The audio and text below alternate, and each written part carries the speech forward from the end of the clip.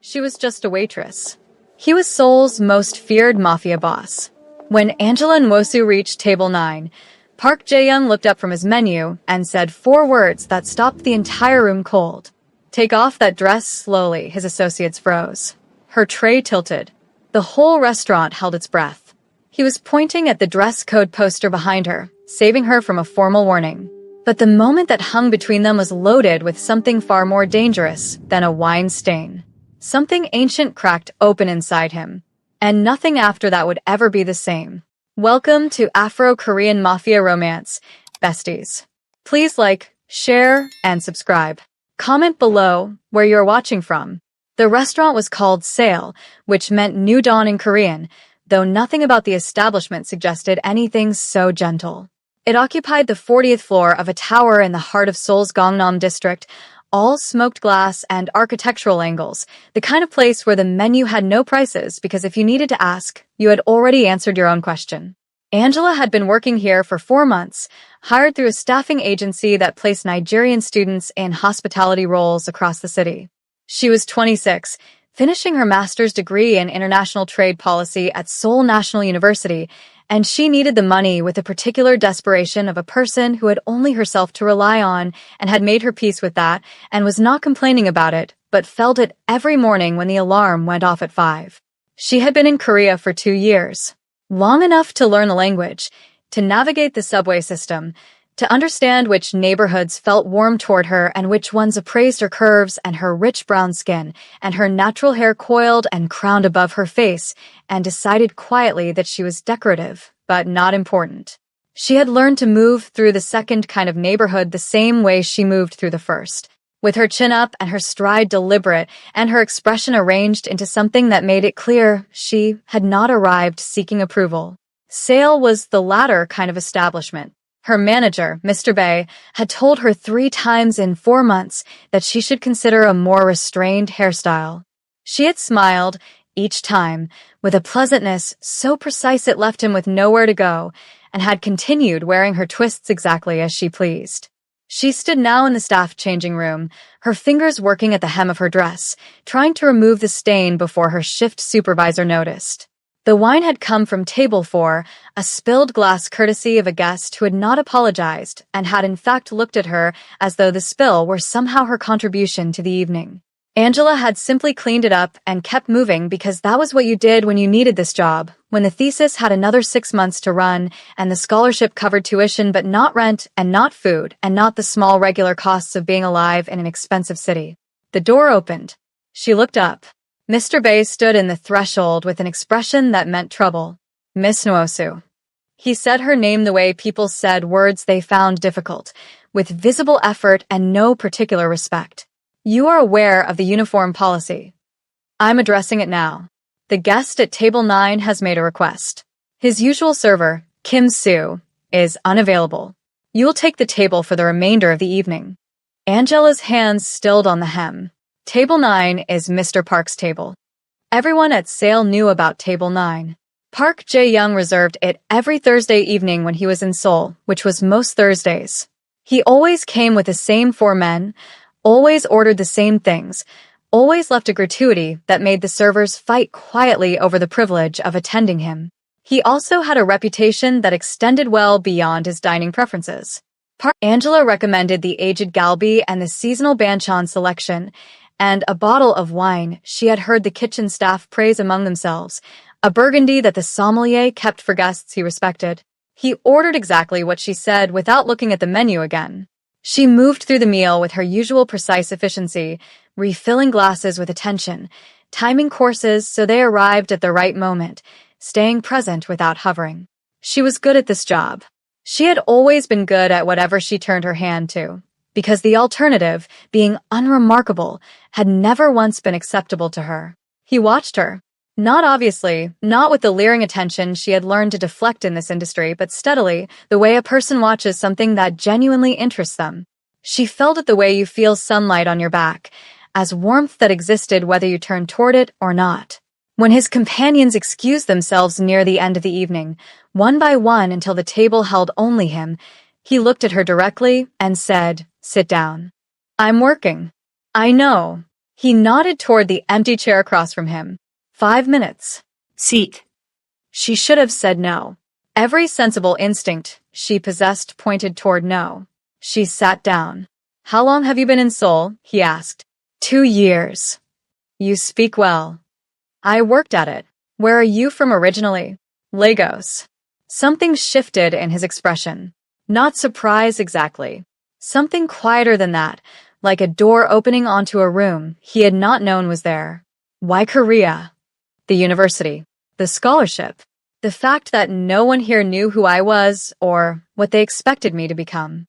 She paused, unsure why she had said that last part. It was too honest for this table, too much given to a stranger in a room like this one. And you? Are you always in the habit of personally requesting your servers? He looked at her for a long moment, the full unhurried attention of him landing on her face. No, he said simply. Never, actually. She stood then because she needed to, because staying felt like something she could not afford. Can I bring you anything else, Mr. Park? He handed her his card with the bill folder. On the back of a separate card, he had already written a phone number in clean, deliberate handwriting. He slid it across the table without comment, without pressure, as though it were simply information being transferred, take it or leave it. She left it there, picked up the folder, turned, and walked away. She heard his voice behind her, quiet as ever. You forgot something. She kept walking. She did not pick up the card. But when she went home that night to her small apartment in Mapogu, with its single window that looked out over a parking lot and its desk crowded with textbooks and her thesis notes in 3 different colors, she thought about the way he had looked at her. Not the way men usually looked at her, assessing and cataloging, measuring her against some idea they had arrived with. He had looked at her like she was interesting, like she was the most interesting thing in the room, and the room contained a great deal of money and power, and he had set all of it aside to look at her instead.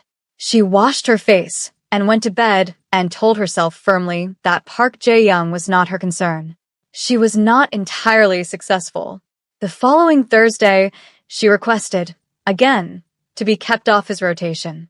Mr. Bae told her, with considerable regret, that she could read clearly as irritation, that Mr. Park had again specifically requested her. Angela changed her uniform, squared her shoulders, and walked back out onto the floor. He was already there. Same table, same still posture, same companions arranged at the outer chairs like the points of a compass. He looked up when she approached, and this time the small, controlled smile came a fraction faster than the last, which told her he had been waiting and was acknowledging it. You didn't call, he said. I didn't take the card. I know.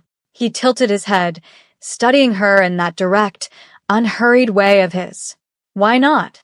Because I value uncomplicated things, and you, Mr. Park, look extremely complicated. His companions, she noticed, were being very careful not to appear to be listening. She suspected they were listening with extraordinary attention. He was quiet for a moment, and she saw him turn the answer over. Consider it. Find it. That's the most honest thing anyone has said to me in several years. She took his order. He ordered what she recommended again. When she moved away to the service station, she felt his eyes tracking her across the room with the patient, unhurried attention of a man who had decided to be interested in something and was entirely comfortable letting that interest run at its own pace. A week later, she found a package at the staff entrance addressed to her in handwriting she did not recognize, but already somehow felt she should. Inside, wrapped in plain tissue, was a textbook, the exact edition of an international trade policy anthology that she had mentioned once, in passing, to her classmate Dammy while waiting for the number 2 bus. She had never mentioned it to anyone at the restaurant. She had never mentioned it to Park Jae-young. She stood in the staff corridor holding the book, her heart doing something complicated in her chest that she did not have words for yet, and understood that Park Jae-young had done research, that he had found out what she studied, what she needed, and had quietly provided it without making a production of the gesture or requiring her acknowledgement or attaching any expectation to the giving of it. She did not call, but she kept the book, and when she opened it that night at her desk, she found herself reading past the chapter she needed and into the next one, and she could not have said entirely why. 3 weeks into what Angela had privately, reluctantly, begun thinking of as their Thursday ritual, a man named Choi Dong-hyun arrived at the restaurant. He came on a Tuesday, which was not Jae-young's night, and he sat in Angela's section and smiled at her with the particular warmth of a man who had decided he liked what he saw and had no intention of being subtle about it. He was attractive in a simpler way than Park Jae-young. Open-faced and laughing, quick with easy words, a financial analyst from Udo who came back 3 Tuesdays running and asked her, on the 4th visit, with the directness of a man who did not seem troubled by the possibility of no, if she would like to have coffee sometime. He was straightforward and pleasant and entirely uncomplicated, and Angela said yes because she had told herself, repeatedly and clearly, that uncomplicated was what she valued. Safe was what she valued. Things that did not require constant vigilance of her own heartbeat. They had coffee on a Thursday afternoon at a place near the university, a narrow cafe with mismatched chairs and very good Americanos. It was pleasant. Choi Dong-hyun was easy to talk to, genuinely interested in her research rather than performing interest to be polite, not threatened by her intelligence or her clarity, laughing at her observations with the ease of a man who found smart women appealing rather than challenging. She was relaxed. She was enjoying herself. She was laughing at something he said about a client meeting that had gone spectacularly wrong when the atmosphere of the coffee shop changed. She felt it before she saw the cause of it. The way certain rooms shift when someone enters who commands space without requesting it. She looked up. Park Jae-young stood in the doorway. He was not in his usual business suit. Dark jeans, a collarless shirt with the first 2 buttons open, a jacket that probably still cost more than her monthly rent, but was worn with the ease of a man who had stopped thinking about the cost of things long ago. His eyes found her immediately, which meant he had already been looking before the door had finished closing behind him, which meant he had known she was here, which meant someone had told him she was here, which meant a great deal of things she was not ready to think about all at once. His gaze moved from her face to Choi Dong-hyun beside her. It was 3 seconds of complete stillness, his expression absolutely neutral in the specific way that things are neutral when they are being actively controlled by significant effort. Then, he crossed to a table on the opposite side of the cafe, sat with his back to her, and opened his phone as if he had come here for exactly that purpose and nothing else. "Friend of yours?" Dong-hyun asked, watching Jae-young's back with the faint wariness of a man who had registered something he couldn't quite name. "Customer," Angela said, and redirected the conversation with a deliberateness she hoped looked natural. But she could feel the back of Park Jae-young's neck for the entire remainder of the coffee. She could feel the stillness of him, the contained, deliberate quality of a man sitting very carefully and not liking, with a precision she found impossible to ignore, what he felt about why he was sitting. When she and Dong-hyun left 20 minutes later, she did not look back. She heard, from a colleague the following day, that Park Jae-young had come into the restaurant on Tuesday and Wednesday that same week. Not on his usual Thursday. Both times he had sat in her section and ordered coffee and left after exactly 20 minutes, each time, when she had not appeared because those were not her shifts. The book arrived that weekend. A second one, an economics paper she had been searching for through 3 different library databases, obscure, published in a Dutch journal that the university's system could not access, printed and properly bound with a cream cover, and left at the staff entrance, with no note. Just the paper. Just the thing she needed, found and delivered with no ceremony and no expectation of response. She carried it home and sat with it at her desk and felt the weight of Park Jae-young's attention like something physical. Like a hand placed carefully near hers, not demanding, not grabbing, simply present. She thought about calling Dong-hyun, about continuing that pleasant, uncomplicated thing, about choosing the easier option with both hands. She sat at her desk in her small apartment and looked at the bound economics paper and thought about what easier had ever actually cost her. On Thursday, she came to his table and he looked up at her with those unreadable dark eyes and said, "The man from the coffee shop." "Who is he?" "A friend." Something moved across his jaw. A muscle tightened. "A close friend." "That isn't your business, Mr. Park." "No," he agreed. "It isn't." He looked back at his menu. "What do you recommend tonight?" She told him. He ordered it. The dinner proceeded as usual except that the silence between courses had a quality to it she had not felt before, something charged and careful like the air before rain. When she brought the check, he handed her the folder and said, without looking up, in a voice that was entirely even, "He isn't right for you." She stopped. "I beg your pardon?" "He's pleasant." Jae-young's voice remained even, factual, as though he were reading something from a report about the weather. Straightforward. Safe. Not right for you. "And what?" Angela said, in a voice she kept very careful. "Makes you think you have any idea what is right for me?" He looked up then. His eyes were very direct and very dark, and he said, with a quietness that somehow carried more weight than volume ever could, "Because I have spent 6 weeks watching you, Angela. And I know that you don't want safe. You want real. Those are different things." She said nothing. She took the folder and walked away and went into the staff bathroom and stood over the sink with the water running cold over her wrists and told herself firmly that he was wrong. He was not entirely wrong. She knew it with the particular clarity of a person who has been seen accurately by someone they have been trying to keep at arm's length.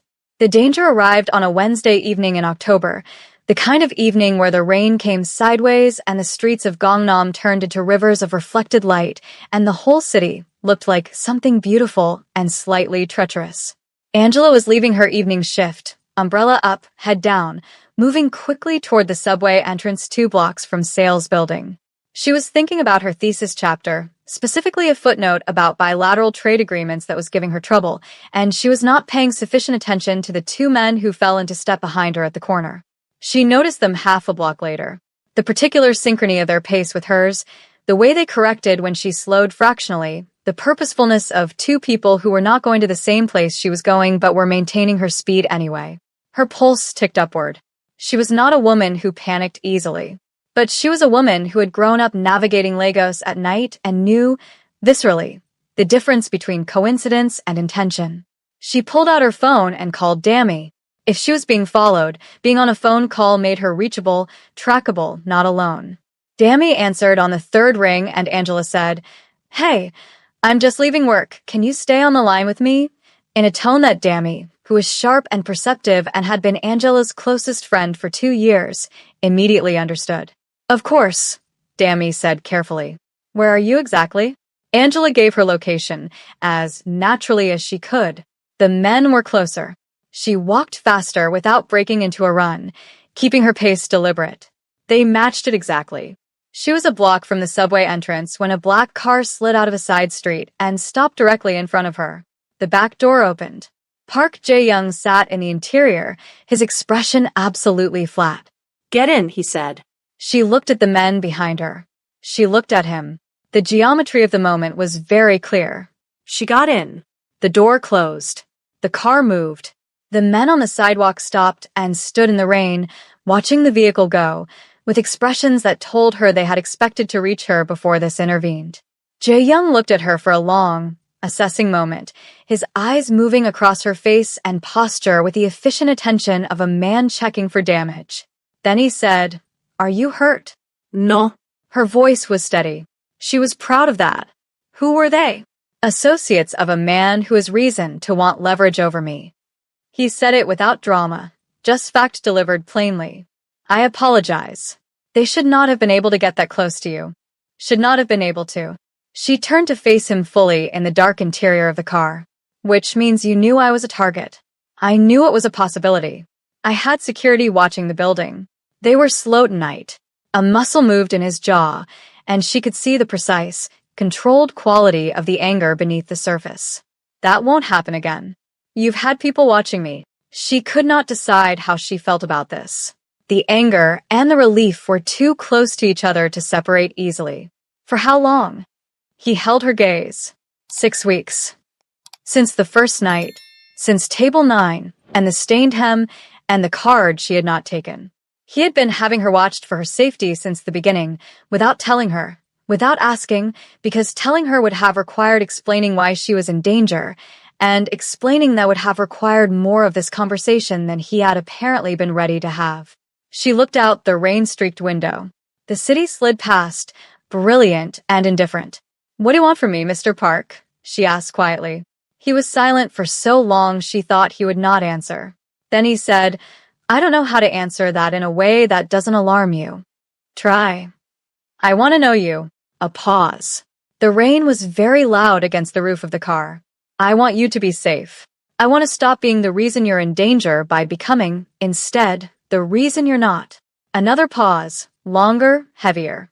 I want you to stop calling me Mr. Park. She looked at him. He was looking at her with the complete attention that she had come to recognize as his particular way of being present in the world, like the rest of it had been set on pause, and she was the only thing running at full speed. Jae-young, she said, testing the sound of it. Something moved in his face. Just slightly. Just enough to surface before he controlled it back to stillness. But she had seen it. This enormous, careful man briefly undone by 3 syllables. Yes, he said quietly. You are, in fact, extremely complicated. Yes, he said again. I know. The car took her home. He walked her to her building entrance. In the rain, without an umbrella, his jacket getting wet while hers stayed dry because he had stepped fractionally in front of her without making a production of it. At her door he said goodnight, and turned to leave. The rain was coming down harder now. Jae-young, she said. He turned back. Thank you. She paused. For the books. Both of them. The anthology and the Dutch paper. He looked at her for 3 full seconds with an expression she had no vocabulary for yet, something that needed more time to learn to read. Then he nodded once and walked back to the car. She went inside and stood in her small apartment with her wet shoes dripping on the floor and her heart doing something she really could not afford to let it do, and already had let it do. She stood there for a long time in the quiet of the small apartment, listening to the rain. The following Thursday, he came to sail as usual, and she did not try to avoid his table. She simply arrived at it and said, Good evening, and he looked up at her and said, Good evening, Angela, using her name for the first time, in his sole accent that turned every syllable careful and specific, and it sounded like something he had been holding in reserve. She recommended the autumn menu. He ordered everything she said, and this time, when his companions left and the table was theirs alone, she sat down without being asked. He looked at her when she sat, and the small controlled smile came without any effort at all. They talked for an hour, about her thesis and the bilateral trade angle she was exploring, about Seoul in autumn, about what she missed from Lagos, and what surprised her about Korea, about the Dutch economics paper, which had been exactly what she needed, and she watched him absorb this with a quiet satisfaction he did not advertise. He told her nothing about himself beyond the surface, and she did not push, though she could see there was a great deal beneath it waiting for a different time. She was beginning to think she wanted to understand the depth of him. She was beginning to think she had been heading toward that conclusion for some weeks, and had simply been refusing to acknowledge the direction. She was already in it. She could feel the depth beneath her feet, like water in the dark. She just hadn't decided yet whether to swim. The gala was Jae-young's idea, though he did not frame it as one. He mentioned it at dinner on the last Thursday of October, in his usual measured tone, that PJ Holdings was hosting a charity event the following weekend, that it would be attended by the cultural and business leadership of Seoul, and that he had a seat reserved beside his that was currently unfilled. He said it while examining his wine glass, not looking at her, which was how she knew it mattered to him significantly. You're asking me to a gala, she said. I'm mentioning a gala. A pause. I'm also asking. She should have said no. She had several good reasons she could have cited without difficulty. She said yes, and then spent 3 days being nervous about it, and another day being annoyed at herself for being nervous, because Angela Nwosu did not get nervous about rooms. Then her friend Dammy arrived at her apartment on Saturday afternoon with a garment bag and an expression of pure delight and said, Do not ask me questions, which meant there were questions Dammy did not want to answer, which meant Jae-young had been involved in the arrival of the garment bag. Inside was a gown the color of deep burgundy, structured at the bodice in a way that understood what a body with curves needed to be held well, flowing at the hem with the kind of confident movement that only came from excellent fabric. Angela held it up and said nothing for a long moment. He has taste, Dammy said. He has information he should not have, Angela said. But she put the dress on that Saturday evening, and when she looked in the mirror, she understood that Park Jae-young had found something for her rather than found something for his idea of her, which was an entirely different act. The gala was held in a historic venue in Jongnyo-gu, pale stone and high ceilings and the weight of history in every detail. Angela arrived in the car Jae-young had sent for her. She had almost not taken the car, and then had taken it because she was tired of performing a version of herself that was smaller and more careful than she actually was. He was waiting at the entrance when she arrived, and she knew he had been watching for the car because he was already looking when she stepped out of it, already moving toward her before she had fully gathered herself. He was in a black suit that was not quite like other men's black suits, something about the cut and the fabric that made it look like it had been made for him specifically, which it probably had. He moved to her directly, hand extended, and said quietly, with something in his voice that she had not heard there before, "You look extraordinary." "Thank you," she said. "You look like you own the building." "I do, actually." He said it without a trace of performance, just a fact, which startled a laugh out of her. Genuine and unguarded, which startled him into a real smile, wide and open, and a little surprised by itself. The first fully unguarded expression she had seen on him. It changed his face entirely. She stored it away carefully, this version of him, this evidence of what was under the control. They went in together. The room adjusted around his presence in the way she had observed rooms adjusting since the beginning, conversations turning, eyes tracking, the social architecture of wealth and power rearranging itself subtly to accommodate his entrance. She felt eyes on her too, a different kind of attention, her dark skin and her natural hair and her burgundy gown marking her as something outside the expected. She had spent 2 years in Seoul learning to let those assessments slide past her. She let them slide now. Jae-young kept her at his side. His hand was not on her back, but it was near her back, close enough that she was aware of the warmth of it, that she would have noticed immediately if it moved away. He introduced her to the people who mattered in this room, the names she recognized from the news and from her research, and he introduced her fully, by name and by her academic position, not as his guest but as herself, who was also his guest, and the distinction mattered. The trouble arrived in the form of a man named Shin Tae-oh. She learned his name later. She recognized the type immediately. He was the sort of man who moved through a room confident of his own welcome, who reached for what interested him without first considering whether it had been offered. He found them near the windows overlooking the courtyard and smiled at Angela with the particular smile of a man who has decided a woman is interesting and considers his decision to be sufficient. Jae-young, Shin said, with his hand already moving toward Angela's elbow in a presumption she felt as clearly as a violation. "And who is your guest tonight? You've been very quiet about this." "Angela Nwosu," Angela said, before Jae-young could answer, because she had spent years in rooms like this and had learned to speak for herself before someone else took the speaking of her as their privilege. "And I'm not hidden. I'm standing right here." Shin laughed as though this were charming and did not remove his hand from her elbow. His grip was light but present, a statement of intention, a sense of humor. "I like that. Where have you been, Angela? I would have remembered you." She moved her elbow, very deliberately, from beneath his hand. "Here," she said pleasantly, "talking to you. What else can I do for you?" Beside her, she felt Jae-young go very, very still. Shin said something else she didn't quite register because what she was aware of, with her full attention, was the quality of the stillness radiating from Park Jae-young. The specific stillness of a man preventing himself from doing something by the absolute edge of his control. "Shin," Jae-young said. One word, quiet as everything he said, but with a temperature beneath it that she had never heard before. "Excuse us." It was not a question. Shin Tae-oh stepped back and they walked away, and Angela could feel the controlled restraint in Jae-young's body as they moved through the crowd, like walking beside a contained fire. "You didn't need to do that," she said. "I know. I handled it. I know that too." His jaw was set. "I still didn't like him touching you." She stopped walking. He stopped because she stopped.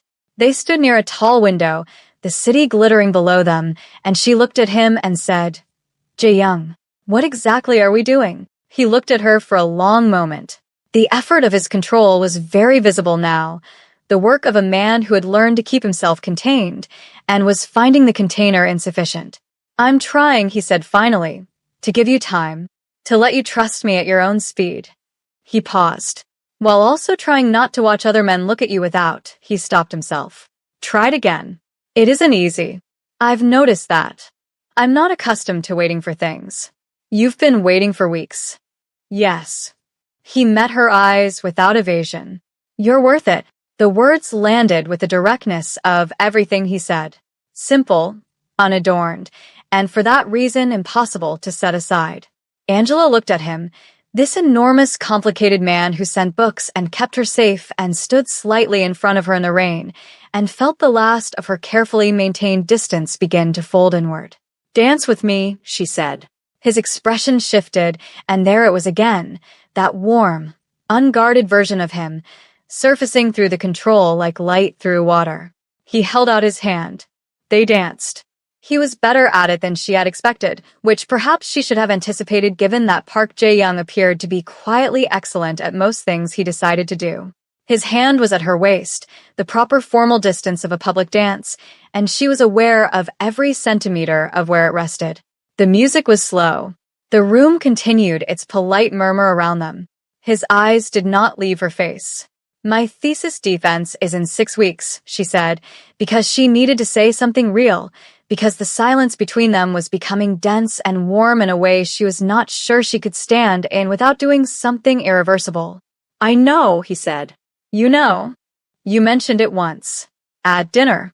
3 weeks ago." His hand shifted at her waist, not drawing her closer, just a settling, a presence. "I've been counting." Angela missed a step. He caught it, smoothly, without making it visible, his hand steadying her as naturally as breathing. She looked up at him. He looked down at her.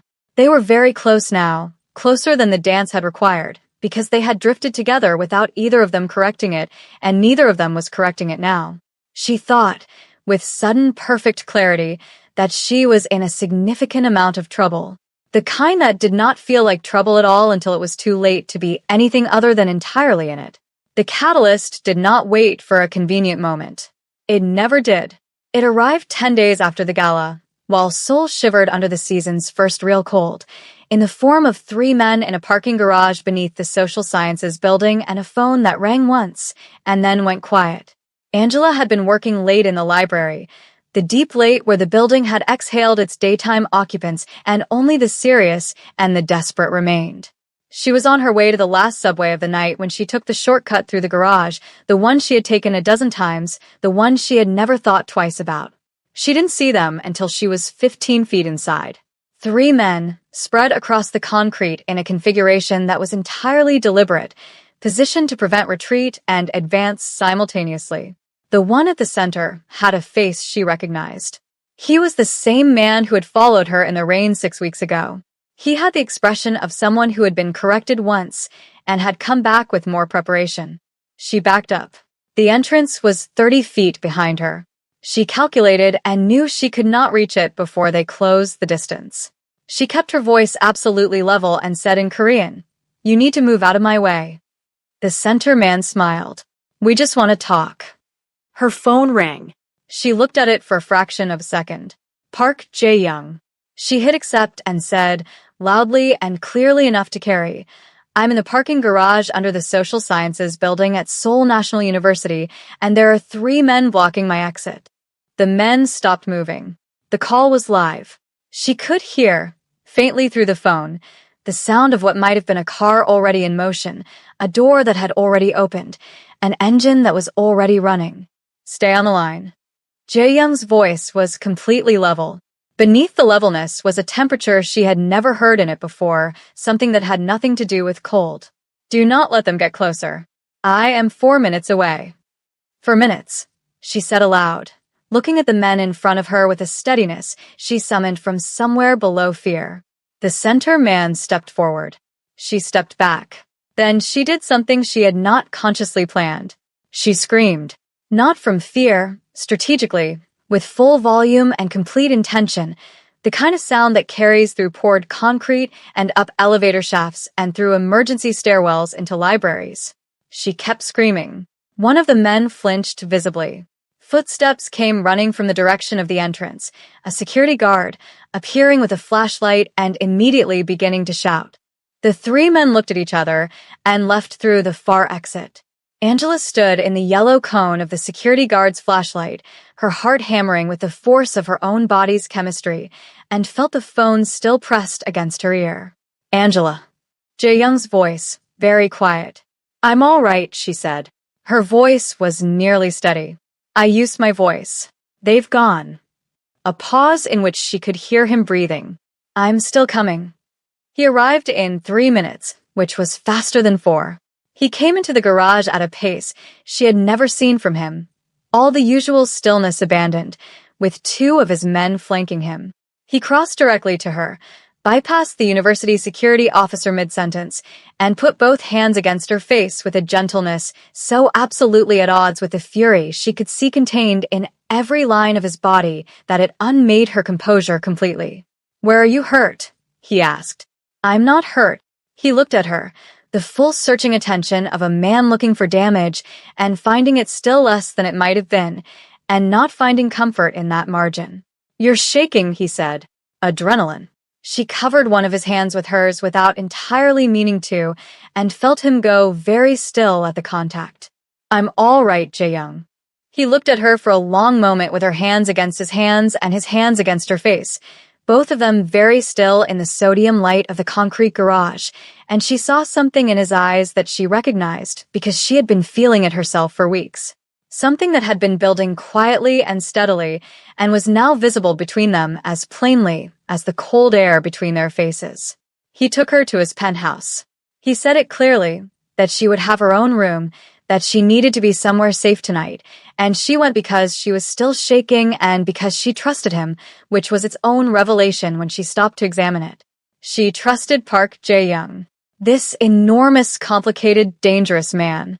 She trusted him with a thoroughness that had arrived without her noticing its arrival.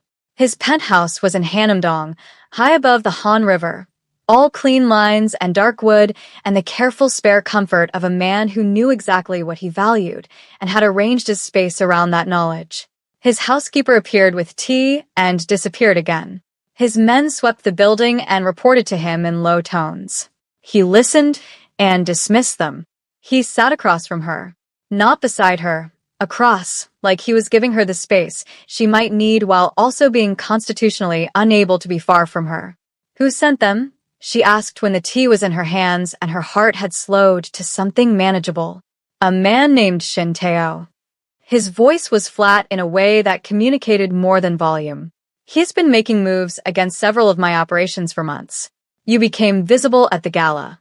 He stopped. He thought you could be used to make me cooperative. That leverage against you would translate into leverage against me. And would it?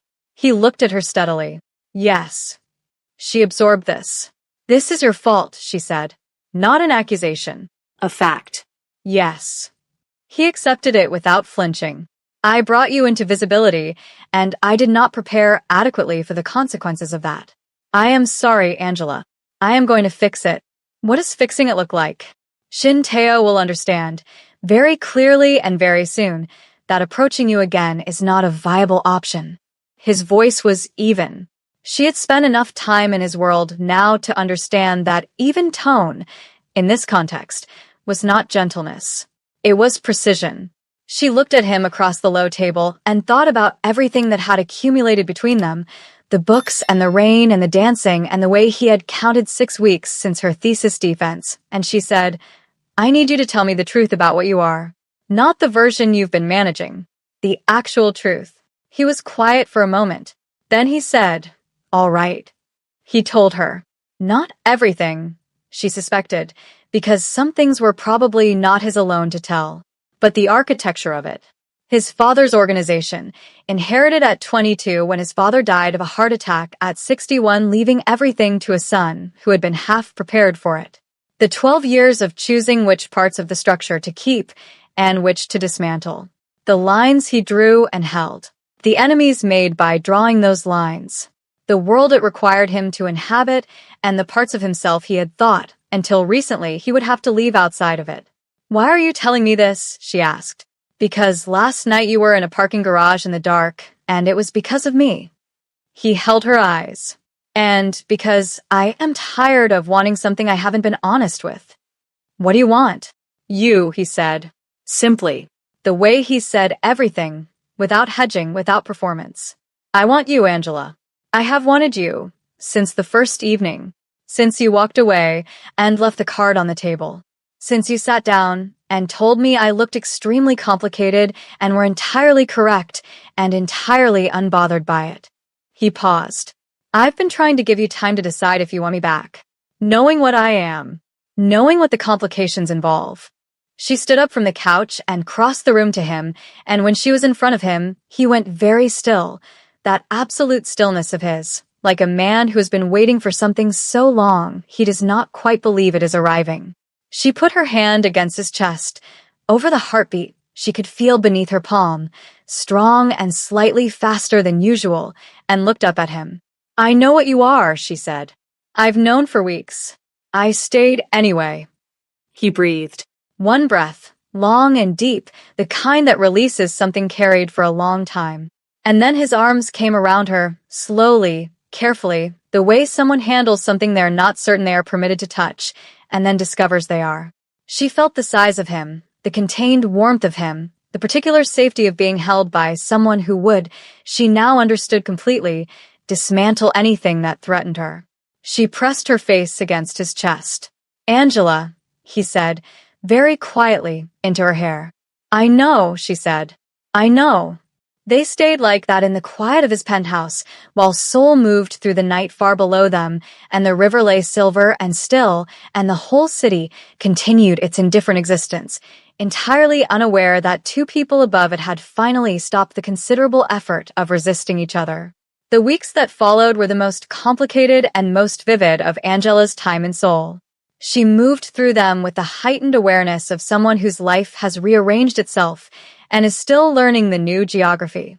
She went home to her apartment, continued her thesis work, sat her defense with a committee of 4 who asked questions she had been preparing for 6 months and answered with the precision and confidence of a person who knew her material entirely. When she came out of the examination room into the corridor, Jae-young was there, leaning against the wall near the exit, arms crossed, looking at his phone with an expression of studied calm that convinced no one. When she came out grinning, he looked up and she said, "I passed," and he said, "I know you did," without a fraction of surprise, and then, in front of 3 strangers and a bicycle courier and a pigeon, he pulled her into him and held her with his chin resting on top of her head and said nothing, which said everything she needed it to say. His name was not spoken in their relationship. They had not named it. They did not need to. It existed in the books delivered to the staff entrance, and the car center building in the rain, and the hand near her back at events, and the hour they spent talking every Thursday after his companions left, in the way he looked at her when she said something that surprised him, which was often, in the way she had stopped trying not to look forward to Thursdays. It existed in the fact that she had a key to his penthouse, and he had a standing order at the cafe near her university for her particular coffee order, and neither of them had discussed any of this because some things do not require discussion when they are simply true. The resolution with Shin Tae-oh came on a Wednesday in November. Angela was told about it in broad strokes only. She understood the architecture of what Jae-young was, what that meant in practice, and had made her choice about it with open eyes. What she knew was that Shin Tae-oh left Seoul, that the operations he had been dismantling were secured, that the men who had followed her would not follow anyone again. She did not ask the details. She understood that some parts of Jae-young's world she would know and some she would not, and that he drew that line to protect her, and she trusted him to draw it accurately. She came to sail on the Thursday after it was settled and sat down at table 9 before she was invited. He looked at her when she sat, and the quiet smile came. "It's done," he said. "I know. Are you all right?" "I am," she said. "Are you?" He looked at her for a moment, as though the question had arrived from an unexpected direction, as though people did not often ask him that. "Yes," he said quietly. "I am." They ordered and ate and talked for 2 hours, and when the restaurant had emptied and the staff were beginning to reset the room around them, neither of them moved. "What happens now?" she asked finally. He reached into his jacket and set a small dark velvet box on the table between them. He did not open it. He did not make a speech. He was not a man who made speeches.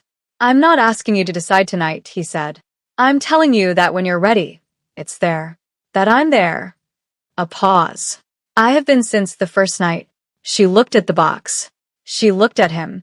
She thought about every Thursday, about the rain, about the parking garage, about his arms in the quiet kitchen at dawn, and the way he said her name like it was something he had been keeping safe. She thought about the fact that she had stayed, that she had chosen every day for months to stay, and that every day the staying had felt like the truest decision she had made in this city. She opened the box. The ring was simple and completely right, a single stone set low, chosen by someone who knew her.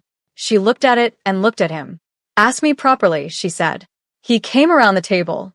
Park Jae-young, the most powerful man in Half of Seoul, the man feared by people who feared nothing and moved through rooms the way weather moved through valleys, knelt in front of her in the empty restaurant and said, looking directly at her with the eyes she had been reading for months, "Angela Nwosu, will you marry me?" Not a question, an arrival. A man who had found the thing he had not known he was looking for and was naming it clearly. "Yes," she said. "Obviously. Get up." He stood, and she saw that his hands were not entirely steady, this man of absolute stillness and absolute control, and she took his hands and held them. He looked at her with the full warmth of him visible, the version she had come to think of as her particular privilege to know, and she thought that this was what real looked like. Difficult and specific and worth every complicated moment of getting here. They were married in the spring, a small ceremony in Buckshin on a morning when the cherry trees were doing everything they were expected to do, and the whole neighborhood felt deliberately beautiful. Dammy cried enthusiastically from the beginning. Mrs. Park sat in the front row with the expression of a woman who has assessed a situation thoroughly and found it satisfactory. Sung-jin stood at Jae-young's side with the quiet satisfaction of a man watching his closest person find his way home. Angela wore her hair in full natural glory, her coils elaborate and crowned with tiny white flowers that Dammy had spent an hour placing with fierce concentration. Her dress was ivory and structured and entirely herself, made by a designer she had found through her own research and commissioned herself without asking anyone's input. Jae-young looked at her coming down the courtyard toward him with the expression she had stored away from that first gala, the wide-open, unguarded version, except it was larger now, and it did not close.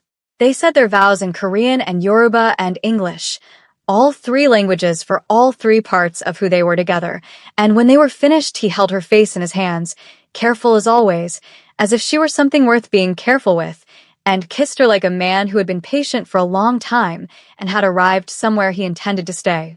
They went to Jeju for 2 weeks and came back to the penthouse that was theirs now in the slow daily way that spaces become shared. Her books alongside his, her thesis bound and placed on the shelf beside his father's portrait, her coffee cup in the particular position she had given it at his kitchen counter. They moved through their days with the ease of two people who have found the right fit, the difficult and specific and entirely their own fit. 7 months later, on a Sunday morning in early winter, she came out of the bathroom and stood in the kitchen doorway. She did not say anything. He looked up from his coffee and read her face in the instant before she had decided how to begin, because Park Jae-young had always read her face before she began, and he put down the coffee and crossed the kitchen to her in 3 steps, the fastest she had ever seen him move without emergency. He held her face in his hands. His eyes were very bright. She held up the test, and his breath went out of him completely. "Jae-young," she said. "I know," he said. His voice was not quite level, this man whose voice was always level. "I know." She laughed, which surprised her, and he made a sound she had never heard from him before, something helpless and joyful and completely real, and then they were both laughing in their kitchen in the early winter light with the river turning gold through the windows and the whole enormous real future of them opening out ahead like a country neither of them had known how to find from any other direction. He pressed his forehead to hers, both hands still cupped against her face. She felt his heartbeat, which she knew now very well, and the warmth of him, and the particular quality of his stillness when he was at peace, which was different from his other stillness. "I told you," he said quietly, against her temple. "Told me what?" That first night, he lifted his head to look at her, all that dark water warmth in his eyes. "That you forgot something. When you walked away from table 9. She remembered. The card. The number. The choice that had not felt like a choice, that had felt like a closed door, until she understood that she had been the one keeping it closed. "I needed time," she said. "You needed exactly the right amount of time." He kissed her forehead, then her cheek, then the corner of her mouth, where she was still smiling. "You always do things in exactly the right amount of time." She put her arms around him and held on, and let herself be held by the most complicated, most real, most entirely worth it thing she had found in 2 years in a city not her own. And she thought that staying, the simple radical act of choosing to stay in a place long enough and be honest enough and brave enough for something true to find you, was perhaps the bravest and best thing she had ever done. Outside, the winter light kept coming over the river. Below, Seoul moved through its Sunday morning, brilliant and indifferent and entirely unaware. And inside, in the kitchen where the light was warm and the coffee was cooling and the test was still on the counter, everything was exactly, finally, completely enough. The pregnancy changed the texture of everything in ways Angela had not anticipated and would not have traded. She discovered that Jae-young, who expressed most things through action and the strategic deployment of words, expressed this particular joy through proximity. He began working from the penthouse more than he had before, which she knew because the low murmur of his calls became a background presence in her days, and because she would look up from her laptop and find him in the doorway of her office with coffee or with a question that could have been answered by text, but that had apparently required him to be in the same room. She said nothing about this. She found she liked it. She had taken the position at the Trade Policy Institute, beginning the month after the wedding. The work was absorbing and serious, and she was good at it in the particular way she was good at most things she had chosen, with the thoroughness of a person who chose carefully and then committed completely. Her colleagues treated her with the respect owed to someone who had earned her place, which was the only kind she had ever accepted. Her director, a formidable woman of 60 named Professor Kwan, had assessed her in their first meeting with the focused attention of a person who could tell the difference between qualification and performance, and had apparently decided she was the former. "Your husband is Park Jae-young," Professor Kwan said, in their 3rd week, not as a question. "Yes," Angela said. "That will generate interest." "Yes," Angela said again. I'm aware. "I'm also a specialist in bilateral trade policy with a doctoral degree and 3 years of field research. I expect to be assessed on that basis." Professor Kwan had looked at her for a moment and then said, "Good," and moved on to the next item, and the matter had never been raised again. Jae-young heard about this exchange, which she had mentioned to Dammy and which had somehow made its way to him through what she suspected was an extremely efficient informal information network, and he looked at her across the dinner table and said, "Professor Kwan called me last week. She said you were the sharpest analyst she had hired in a decade." Angela put down her chopsticks. "She called you. She wanted me to know." He held her gaze with a slight warmth at the edges of his expression that she could read now as amusement. "I think she approves of you." "I don't need her approval." "No," he agreed. She knows that. "I think that's why she gave it." The months of the pregnancy moved at their own particular pace, the way time moves when something is building towards something else, both faster and slower than ordinary time. She grew, and he watched her grow with the full attention he gave to everything he valued, and she caught him watching sometimes in a way that made the inside of her chest feel large and warm and temporarily unmanageable. He read. This surprised her.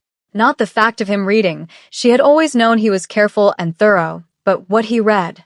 She found pregnancy books on his nightstand, dense medical texts with pages marked with small adhesive tabs, chapters on fetal development and nutrition, and the physical experience of pregnancy read carefully by a man who had decided to understand everything he could about what was happening to the person who mattered most to him.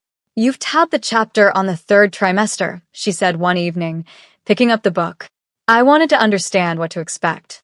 There are apps for this. I prefer primary sources. He looked at her with complete seriousness. Is your back troubling you? The chapter suggests it typically begins around this point. She looked at him for a long moment. This man who had once been described to her as Seoul's most feared figure and who was currently sitting in bed with a pregnancy manual, genuinely concerned about her lumbar region, and she felt something that was too large and too warm and too specific to have any word adequate for it. Yes, she said. A little. He put the book down and said, "Come here." And she sat against him while he worked carefully on the tension in her lower back with hands that were large and warm and entirely certain of what they were doing. And she thought about Lagos and scholarships and a city not her own, and a table by a window and a card she had almost not taken, and all the turns of all the months that had brought her here. And she felt the baby move beneath her ribs, and she closed her eyes. "Jae-young," she said. "Yes." I'm gladly sat down. At table 9. She felt his hands go still against her back. Then he pressed his lips to the back of her neck, very gently, the way he did the things that mattered most to him. "So am I," he said quietly. "More than I know how to say." The baby came on a Tuesday in late spring, with the characteristic directness of a person who had already decided exactly when they were going to arrive and had not consulted anyone's schedule. Angela's labor was long and intense, and at its hardest moments, she held Jae-young's hand, and he let her hold it with everything she had, which was considerable, without a word about it, and she was aware through the hours of his absolute steadiness, his presence, the fact of him simply being there in the way he had been there from the beginning. Fully. Without reservation. Their son arrived at 4 in the morning when the hospital corridors were quiet and Seoul was at its most peaceful, and they named him Park Jae-won, which meant the one of greatness, which Dami said later was extremely on brand for both of them. He had Jae-young's eyes, dark and considering, already looking at everything with an attention that would take years to learn to read. He had Angela's mouth, already disposed toward expressions she recognized as her own. Jae-young held him in the recovery room in the particular careful way of a man who handles things he is afraid to break, except that in this case the careful way also had a quality of wonder that Angela had only ever seen in him once before, in a kitchen in the early winter when she had come out of the bathroom with a test in her hand. He held his son and he looked at him, and he did not say anything for a long time. Then he looked at Angela over the baby's head, and she could see everything in his face, the control entirely set aside, just the man beneath it, this particular man who had knelt in an empty restaurant and asked her to marry him and meant it the way he meant everything, completely and for keeps. "Angela," he said. "I know," she said. He looked back at his son, and she watched him begin, very quietly and with his whole self, to love this new person. Outside, Seoul moved into its spring morning. The Han River caught the first light. The cherry trees along the embankment were doing their brief spectacular work, and then they would be gone, and the city would move on to its next season, as it always had, indifferent to individual stories. But upstairs in a hospital room, in the first clean hours of a Tuesday in May, a family that had found its way to each other through danger and patience and the brave, ordinary act of being honest sat together in the early light, and the boy with the dark considering eyes and his father's stillness and his mother's fearless mouth slept between two people who had chosen, every day, to stay. Angela leaned her head against Jae-young's shoulder. He pressed his lips to her hair. The baby breathed. Outside, the light kept coming. Dami visited 3 days after the birth, arriving with food and an enormous sense of occasion. She sat with the baby on her chest for 20 minutes without speaking, which was unprecedented for Dami, who had an opinion about most things and expressed it without significant delay. "He has Jae-young's eyebrows," she said finally. "I know," Angela said. "He looks like someone who will be very serious about things. He looks like his father." Dami looked at Jae-young across the room, who was on a call and simultaneously watching Angela and Dami and the baby with the divided full attention of a man who had decided nothing in this room was permitted to happen without him. "He does," Dami agreed. Then she added, quieter, "You're happy." "Yes," Angela said. "The complicated kind or the easy kind?" Angela thought about this. About all of it, the whole extraordinary, ordinary, difficult, real thing of it. The real kind, she said. Dami smiled and pressed her face to the baby's head and said something in Yoruba that Angela recognized as a blessing. Across the room, Jae-young finished his call and came to sit beside Angela, close enough that she could feel his warmth. He looked at his son in Dami's arms and then at his wife, and his face was open and quiet and entirely at peace in the way that she had only ever seen it be when it was just them. "What did she say?" he asked. "She said he will be loved well," Angela told him. Jae-young looked at her. "Yes," he said. He will. That evening, after Dami had gone and the baby had been settled and the hospital room was quiet, Angela lay awake in the half-dark and thought about Table 9. About the moment she had reached it and the world had lurched sideways, and she had not understood why. She understood now. She had understood for some time, but she thought about it again in the specific way you think about beginnings when you are far enough into what they began to see the whole shape of it. She had been so careful. She had wanted uncomplicated and safe, and she had told herself that was wisdom, and it had been, partly, and it had also been fear dressed in practical clothing. Park Jae-young had seen through it from the beginning, which was what had made her so resistant to him, because being seen accurately by someone you are trying to hold at distance is deeply inconvenient. She had stayed anyway. She had sat down at Table 9 and walked away in the rain and found the books at the staff entrance and gone to a gala in a burgundy dress and danced with him in a room full of people who watched everything he did. She had held his hands in a parking garage and come home with him at dawn and told him she knew what he was and stayed. She had said yes in an empty restaurant and worn flowers in her hair and said her vows in 3 languages and laid in this hospital bed in the early hours of a Tuesday with a sleeping child and a man who loved her without reservation or condition and whose hands she would know anywhere. She turned her head. Jae-young was awake beside her, looking at the ceiling with a patient stillness she had spent a year learning to read. He felt her turn and looked at her. Sleep, he said. "I was thinking." "I know." He turned onto his side to face her, and in the low light of the hospital room, she could see the fullness of him, this man she had married, complicated and real and entirely hers. "What about Table 9, she said. Something moved across his face. Slow and warm and very quiet. "What about it?" "I almost didn't take the table," she said. "I requested to be kept off your rotation. Mr. Bay told me you'd asked for me, and I went anyway, and I couldn't tell you at the time why I went. And now." She reached out and put her hand against his face, which was a thing she had never done first. He was always the one who moved first with his hands, and felt him go very still under her touch. "Because some things," she said, "are worth the complication." He covered her hand with his. He turned his face slightly into her palm. He closed his eyes. "Yes," he said, "they are." The baby made a small sound in his bassinet. They both turned toward it. Jae-won settled again into his particular serious sleep, dark lashes against his cheeks, one fist curled near his mouth, already entirely himself.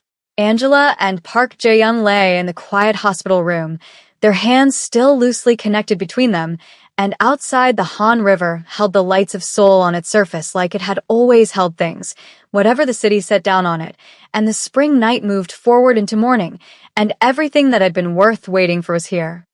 And so that is where we leave them.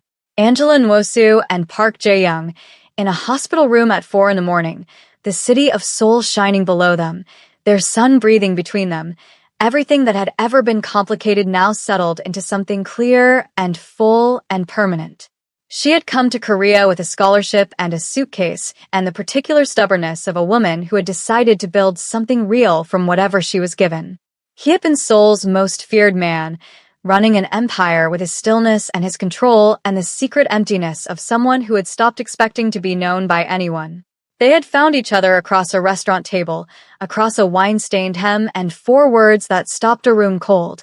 And what grew between them was not easy, and was not simple, and was not the kind of love that arrives already assembled. It had to be built, piece by careful piece, through danger and patience, and the brave, ordinary act of telling the truth even when the truth was inconvenient. That is the kind of love worth watching. The kind that asks something of you, and gives back more than you asked for. If Angela and Jaeyoung's story moved you, besties, hit that like button right now and let me know in the comments what moment got you the most. Was it table 9? The parking garage? The kneeling? Tell me everything. I read every single one. Subscribe to the channel if you haven't already, because we have so many more of these stories coming and you do not want to miss a single one. Share this video with someone who needs a good love story today. And wherever in the world you are watching from, drop your location in the comments below. We have a beautiful community here, and I love seeing you all. Until next time, besties, take care of yourselves. And remember, the most complicated love stories are usually the most worth it.